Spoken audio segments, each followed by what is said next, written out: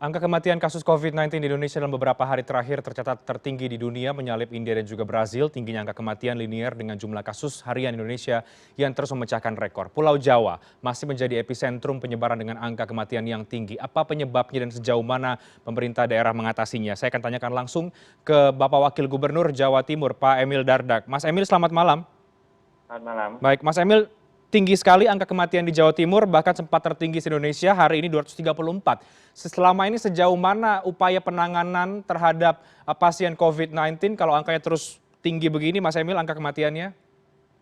Baik, ya ini tentunya berkorelasi juga dengan insiden jumlah kasus konfirmasi positif.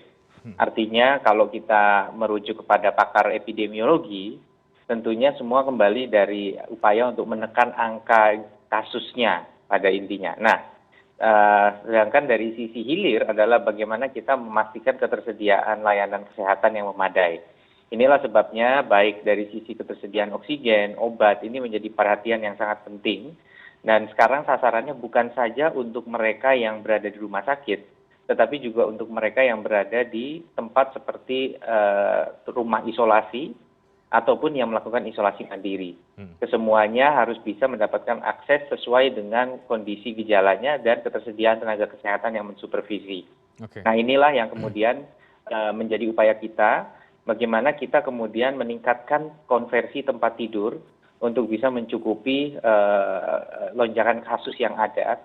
Setiap rumah sakit di Jawa Timur ini hampir memprioritaskan keseluruhannya ini, rumah sakit yang ada di Jawa Timur memprioritaskan kepada COVID-19. Oke, Ya. baik Mas Emil, tapi bisa dipastikan bahwa alat-alat kesehatan semuanya sekarang sudah memadai untuk di Jawa Timur, atau begini, karena beberapa daerah di Jawa Timur juga sudah mulai kewalahan, terpuruk rumah sakitnya sehingga membuat rumah sakit di lapangan begitu. Nah ini bagaimana bisa maksimal pelayanan kesehatan terhadap para pasien COVID-19 kalau kondisinya begini, Mas? Ya, kenapa kita buat PPKM darurat? Ya karena itu, karena memang bahaya sekali bagi rumah sakit. Jadi tidak ada yang memungkiri fakta bahwa rumah sakit sudah overwhelmed, ya, sudah penuh. IGD juga di Kota Pasuruan sudah tidak bisa melayani, bukan saja karena rumah sakitnya itu dapat lonjakan pasien, tapi tenaga kesehatannya pun terpapar COVID. Ya, entah terpaparnya di rumah sakit atau terpaparnya di lingkungan sendiri, inilah yang kemudian benar-benar menjadi concern dari kita semua. Namun demikian bukan berarti kita kemudian mendiamkan saja. Artinya harus ada tetap penanganan semaksimal yang bisa dilakukan. Makanya pada saat kemudian kontainer dipasang di Rumah Sakit Sutomo untuk kemudian bisa menghandle, ya. Hari ini Bu Gubernur sudah membagikan informasi bagaimana di selasar-selasar yang tadinya ada pasien sekarang sudah bisa teralihkan ke dalam kontainer yang dikonversi menjadi ruang rawat yang tentunya lebih baik daripada yang kemarin tersedia. Ya, kemudian gedung parkir di RSDS, ya, Rumah Sakit Dr. Sutomo juga sedang dalam proses finishing untuk kemudian bisa digunakan sebanyak 200 tempat tidur. Nah, ini adalah yang di rumah sakit. Lalu kemudian inisiatif baik itu oleh provinsi maupun kabupaten kota untuk tempat-tempat yang berpotensi dikonversi seperti lapangan tembak di Surabaya, ya, kemudian ada beberapa kabupaten lagi seperti Ponorogo ingin mengkonversi sentra IKM-nya menjadi tempat untuk mengakomodir pasien. Karena begitu pasien positif, kendalanya satu adalah mereka ingin ada dalam supervisi. Dan kadangkala kondisinya isolasi mandiri dianggap tidak bisa memenuhi itu, maka disediakanlah tempat yang terpusat. Di sana juga ada ketersediaan misalnya tabung oksigen atau centralized oksigen untuk bisa kemudian memenuhi kebutuhan bagi pasien yang mungkin saturasinya turun di bawah 95, tetapi kondisinya masih memungkinkan untuk terapi oksigen sederhana. Oke, baik. Pak Wakil Gubernur, kapan konversi di sejumlah daerah di Jawa Timur tadi itu bisa terlaksana untuk pengadaan rumah sakit dalam tanda kutip dadakan begitu, ya? Ada yang di lapangan, ada yang di ruang parkir dan lain sebagainya, karena pasti sudah sangat mendesak kebutuhannya. Ya, contohnya lapangan tembak di Surabaya sudah, ya, karena kalau kita lihat jumlah kasus aktif, ya, per hari ini, tentu jumlah kasus aktif per hari ini 3.818 ada di Kota Surabaya. Disusul 1.354 ada di Kabupaten Malang, 1.254 ada di Kabupaten Sidoarjo, 994 ada di Kota Malang, kemudian 967 ada di Kabupaten Banyuwangi.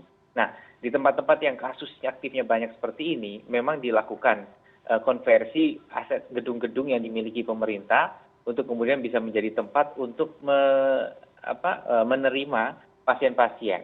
Nah, tentunya kalau gejalanya sangat berat, ya itu memang tidak mungkin dihandle di rumah sakit darurat atau rumah sakit lapangan, tetapi harus dibawa. Tetapi katakanlah yang kondisinya masih bisa diatasi, ya masih bisa dengan saturasi yang belum terlalu rendah, gitu ya. Ini mungkin diarahkannya sebaiknya ke sini. Oke, baik. Nah, Ya, terima kasih. Mas Emil, terakhir singkat saja. Ini soal pasien yang isoman. Data dari lapor COVID beberapa hari lalu ada sekitar 49 kematian di Jawa Timur akibat isoman. Sejauh mana pemerintah daerah menjangkau mereka yang melakukan isoman agar terpenuhi apa yang mereka butuhkan dan terpantau dengan baik? baik. Jadi tentunya garda terdepan untuk isoman, kami seperti beberapa waktu lalu ngecek ke salah satu desa di Bangkalan.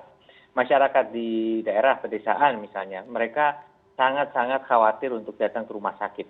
Nah, kita tidak ingin kemudian mereka berdiam di rumah tanpa ada kemudian gambaran kondisinya bagaimana. Jadi kami ngecek ke salah satu Ponkesdes misalnya, sebagai sampling aja ini ya. Ini kemudian ternyata di Ponkesdes itu sudah tersedia oximeter. Perawat yang bertugas di Ponkesdes tersebut juga sudah memiliki APD yang memadai untuk menghandle pasien seandainya mereka benar positif COVID. Nah, harapannya kemudian mereka bisa mendapatkan pertolongan dan diagnosa yang lebih dini karena mereka merasa lebih nyaman untuk berkonsultasi kepada perawat desa ketimbang langsung ke rumah sakit, apalagi di tengah kondisi seperti ini. Namun apabila itu emergency, dia harus langsung melaporkan ke puskesmas dan dapat melakukan penanganan darurat seperti misalnya memberikan infus. Nah, inilah yang kemudian menjadi upaya kita untuk meminimalisir terjadinya kasus terlambat penanganan. Artinya sedini mungkin ini bisa ditangani, mudah-mudahan tentunya kita bisa mencegah terjadinya pemburukan kondisi. Oke, baik. Pak Wakil Gubernur, terima kasih banyak. Saya tahu waktu Anda terbatas, tapi kami apresiasi sudah bergabung sebentar malam hari ini. Kita lihat upaya-upaya konkret lainnya yang akan diambil oleh Pemprov Jawa Timur. Mudah-mudahan kemudian bisa berdampak terkait dengan untuk menekan angka kematian dan juga mengendalikan kasus COVID-19 di Jawa Timur. Terima kasih banyak Mas Emil Dardak, Wakil Gubernur Jawa Timur. Kami akan lanjutkan perbincangan usai jeda dengan sejumlah narasumber lain. Tetap bersama kami di CNN Indonesia Newscast.